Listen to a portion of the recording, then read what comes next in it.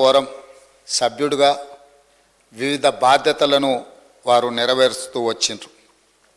అదేవిధంగా వారు సినిమా రంగంలో నిర్మాతగా, విద్యార్థి రాజకీయ నాయకుడిగా, ప్రజాప్రతినిధిగా, తెలుగుదేశం పార్టీలో ఎదిగి సినీ నిర్మాతగా కూడా వారు రాణించడం జరిగింది అధ్యక్ష.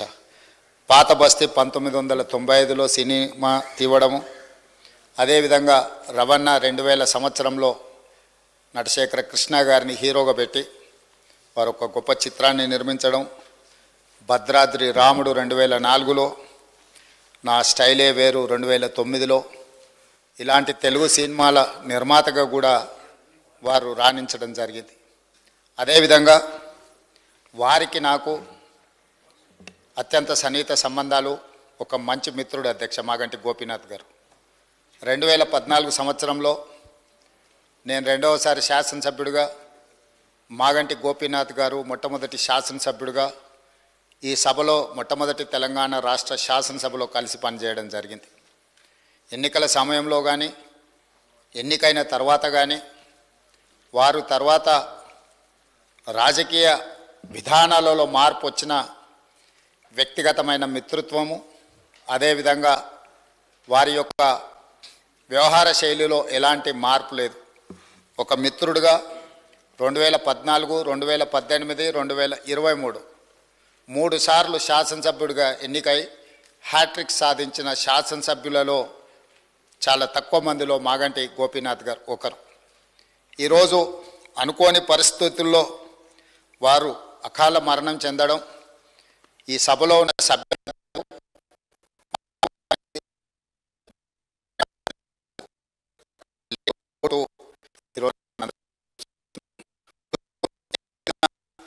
వారు మరణించడం జూబ్లీహిల్స్ నియోజకవర్గ ప్రజలకు తీరని లోటు, అదేవిధంగా వారి కుటుంబానికి, వారి సోదరుడు, వారి తల్లి, వారి భార్య, కుమార్తె, కుమారుడు, వాళ్ళ కుటుంబ సభ్యులకు ఒక తీరని లోటు.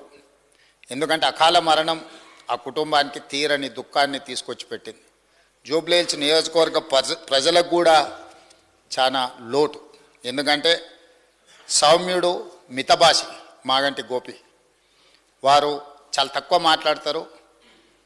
చూడడానికి క్లాస్ లీడర్గా కనిపించిన మాగంటి గోపీనాథ్ ఒక మాస్ లీడర్. జూబ్లీహిల్స్ ప్రాంతంలో ఉండే, ఆ నియోజకవర్గంలో ఉండే బస్తీలలో పేదలతో వారికి ఉన్న సన్నిహిత సంబంధాలే, రాజకీయాల పరిస్థితులు ఆటుపోట్లు ఉన్న 3 సార్లు శాసనసభ్యుడిగా ఎన్నికై ఆ ప్రాంత ప్రజలకు వారు సేవలు అందించడం జరిగింది. ఈరోజు ఈ సభ వారి కుటుంబానికి మనందరం అండగా నిలబడాలి. అదేవిధంగా వారి ఆత్మకు శాంతి చేకూరాలి. అలాంటి అరుదైన ప్రజాసేవలో ఉన్న ప్రజాప్రతినిధులు కోల్పోవడము మనందరికీ తీరని లోటు. అందుకే తమరి అనుమతితో ఈ శాసనసభలో ఈ సంతాప తీర్మానాన్ని ప్రవేశపెట్టడమే కాకుండా ఆ కుటుంబానికి ప్రగాఢమైన సానుభూతి తెలియజేస్తూ వారి ఆత్మకు శాంతి చేకూరాలి అని భగవంతుడిని ప్రార్థిస్తూ తమరి దగ్గర సెలవు తీసుకుంటున్నాను అధ్యక్ష. Request LA minister Sridhar Babu గారు. అధ్యక్ష, గౌరవ ముఖ్యమంత్రి గారు ప్రవేశపెట్టిన సంతాప ప్రతిపాదన బలపరుస్తూ ఈరోజు మన అందరికీ కూడా సుపరిచితులు, ప్రత్యేకంగా నాకు చాలా దగ్గర వ్యక్తిగా, ఒక అన్నగా మరి మాగంటి గోపీనాథ్ గారి అకాల మరణం చాలా దిగ్భ్రాంతిని కలిగించింది అధ్యక్ష. ఈరోజు వారు జూబ్లీహిల్స్ నియోజకవర్గానికి ప్రాతినిధ్యం వహించి మన అందరి సహచర ఎమ్మెల్యేగా ఈరోజు మన మధ్యలో లేకపోవటం కూడా చాలా బాధాకరం. మన అందరి హృదయాలను కూడా ఈ సందర్భం ద్రవింపజేస్తూ ఉంది అధ్యక్ష. గోపీనాథ్ గారు నేను చాలా దగ్గరగా వ్యక్తిగతంగా చూసిన వ్యక్తిని. వారికి ఆ రోజు తెలుగు యువత అధ్యక్షుడిగా ఉన్న సందర్భంలో వారి చిన్న తమ్ముడు మాగంటి రాజ్ కుమార్ అని నాకు చాలా దగ్గర మిత్రుడిగా, ఒక అన్నగా ఎల్లప్పుడూ కలిసి ఉండేవారం అధ్యక్ష.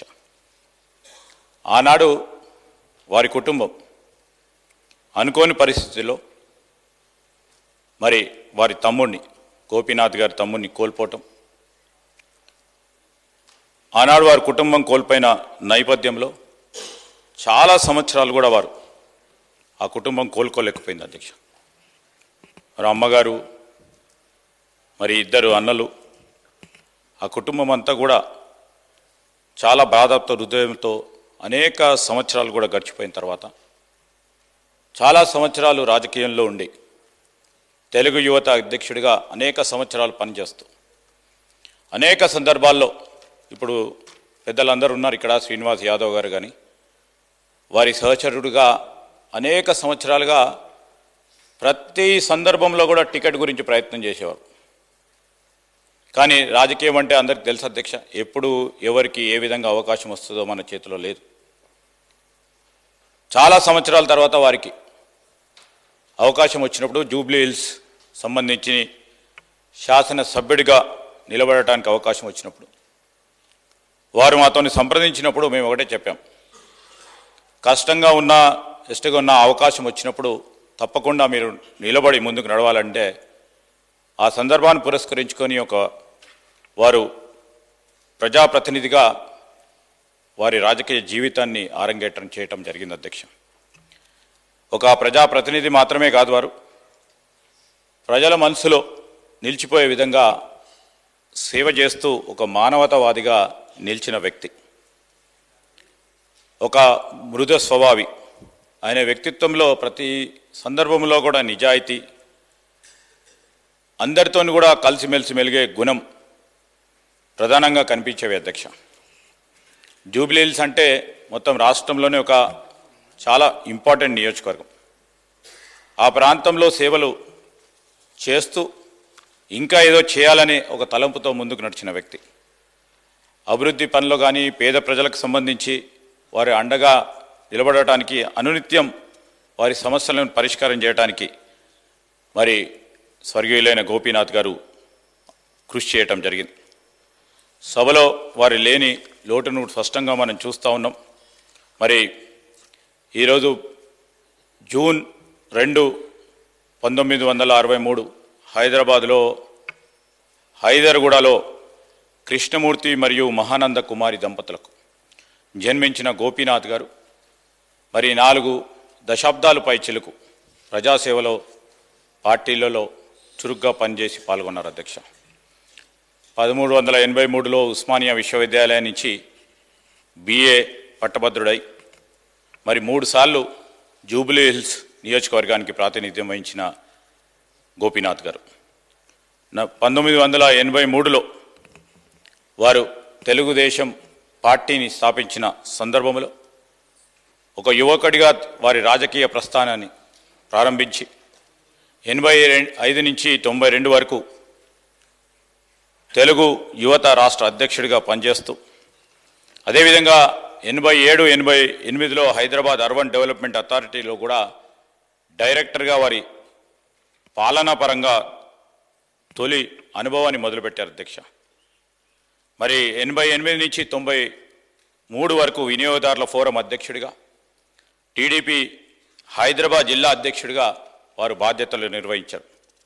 2014లో మరి జూబ్లీ హిల్స్లో వారికి అవకాశం రావటం, 3 మార్లు గెలవటం, మరి ఈరోజు మేమందరం కూడా మన అందరికి కూడా కటింగ్ అక్రాస్ పార్టీస్ అధ్యక్ష గోపీనాథ్ గారి గురించి అందరూ కూడా వారి ఒక సహచరుని, సమాజంలో ఒక నిజమైన ప్రజానాయకుని కోల్పోయిన అంశాన్ని సభ దృష్టికి తీసుకొస్తూ ఈరోజు మరి గోపీనాథ్ గారి కుటుంబ సభ్యులకి,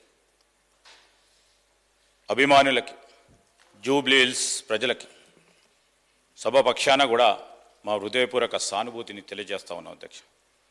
ఆయన ఆత్మకు శాంతి చేకూరాలని, ఆయన చూపిన మార్గం, ఆయన నడిచిన మార్గం, మంచి పనులు చేసిన మార్గం మనకు అందరికీ కూడా ప్రేరణగా నిలవాలని మనసారా కోలుకుంటూ వారి కుటుంబ సభ్యులందరికీ కూడా మరి ప్రగాఢ సానుభూతిని తెలియజేస్తూ సెలవు తీసుకుంటున్నాను అధ్యక్ష.